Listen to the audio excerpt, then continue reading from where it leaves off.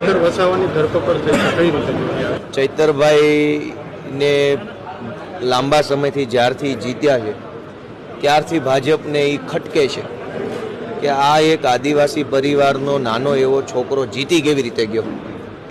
ભાજપને અમે જીતીએ એ ખટકે છે. હું વિસાવદર જીત્યો તો વધુ તકલીફ પડી, તો એ તકલીફમાં આવી અને રોકવા માટે અમારે પાર્ટીના નેતાઓને હેરાન કરવા માટે અનેક પ્રકારની ખોટી કાર્યવાહી કરી રહેલ છે. ચૈતરભાઈની સાથે આમ આદમી પાર્ટી છે, એમની ઉપર જે અત્યાચાર થઈ રહ્યો છે એમાં પૂરી તાકાતથી પાર્ટી અમને સપોર્ટ કરશે અને લડશે.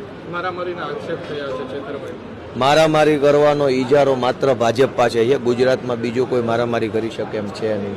માત્ર ભાજપવાળા જ મારામારી કરે છે. 2027નો એક્શન પ્લાન શું હશે? બસ જનસંપર્ક, લોકોને મળીએ, લોકોને અમારી વાત કહીએ, લોકોની વાત સાંભળીએ, એવી રીતે લોકો સાથે અમારો લાગણીભર્યો વ્યવહાર ઊભો કરી અને લોકોને અપીલ કરીએ કે એક તક અમને આપે. એ અમારી રણનીતિ.